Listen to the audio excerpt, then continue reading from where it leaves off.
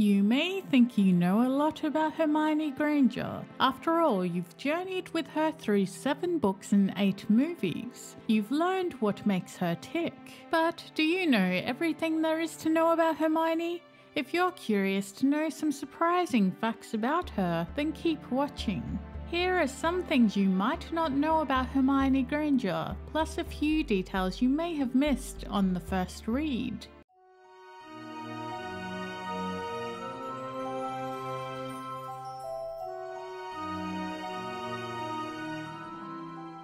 Her last name was almost Puckle. I'm Hermione Puckle and you are? Puckle. Hermione Puckle. Doesn't exactly have a nice ring to it now, does it? Hermione Granger wasn't always Hermione Granger. She was originally Hermione Puckle. During the early planning stages of Harry Potter, JK Rowling came up with a list of surnames to give Harry's classmates, which for some differ from their final versions. For Hermione, her surname was supposed to be Puckle, but JK Rowling realised that Puckle had a bit of a sour tone to it, not exactly fitting. Thankfully, JK Rowling ended up changing Hermione's last name from Puckle to Granger. We couldn't agree more. Hermione Granger sounds much better than Hermione Puckle. Her character is based off of JK Rowling herself.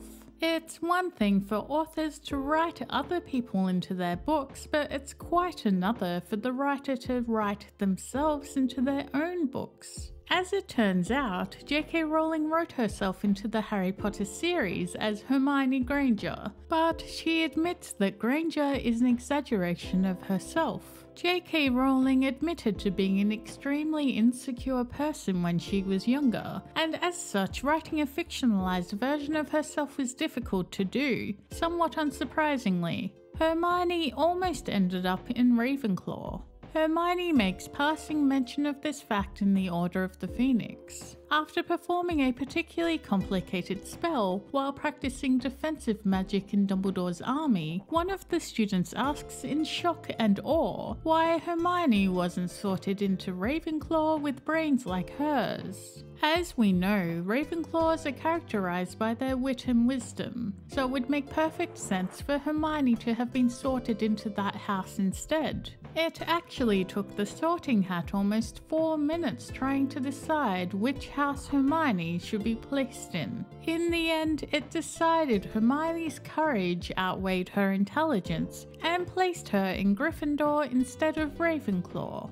Otherwise, we wouldn't have gotten the unbreakable trio of Harry, Ron and Hermione. She translated the Tales of Beetle Debarred into English. The Tales of Beetle Debarred was a collection of short stories for young witches and wizards. Dumbledore left his edition in its original runes to Hermione in his will, and as the main trio travelled across Great Britain searching for Horcruxes, Hermione read the book extensively while translating it into English, using what she learned in the study of ancient runes at Hogwarts. Her translation was published sometime after her graduation and contained notes on every story from Dumbledore, which were lent to her by Professor McGonagall. She would see herself, Harry and Ron in the Mirror of Erised. The Mirror of Erised shows one's deepest desire. When Harry Potter looked into the mirror in the first book, he saw himself surrounded by his dead parents and relatives. But we never learn what Hermione would have seen had she looked into the mirror.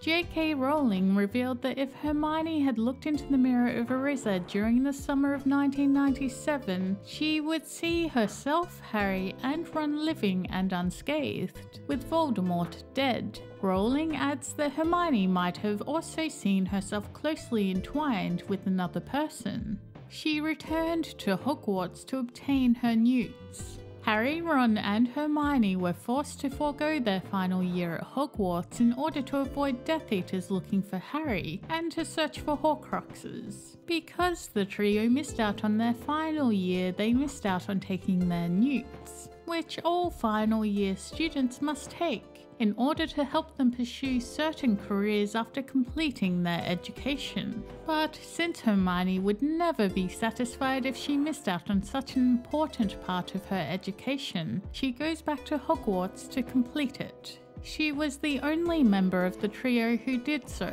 as Harry and Ron didn't bother going back, somewhat unsurprisingly. She invented her own spells. It's no surprise that Hermione is an extremely talented witch who knows a lot about magic, but did you know that she was talented enough to invent her own spells? You may remember Hermione created a jinx to place on the parchment signed by the members of Dumbledore's army, which would cause boils spelling the word sneak on the face of anyone who betrayed the group. She also invented the 4-point spell, or the Point Me spell, which makes the wand behave like a compass and point north. Although it is unclear whether Hermione invented the spell herself or discovered it through research. Since the spell is in English and there are no recorded instances of anyone besides Harry using it, it's most likely that Hermione is the creator. She is also noted as inventing a few more unnamed spells. She was featured on a chocolate frog card.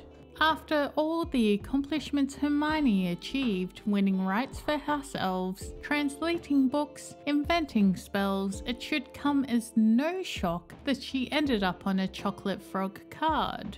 We don't know how many Muggleborns had the same honour, but it is still a noteworthy achievement. Hermione was also joined by Harry and Ron, who ended up being on chocolate frog cards as well.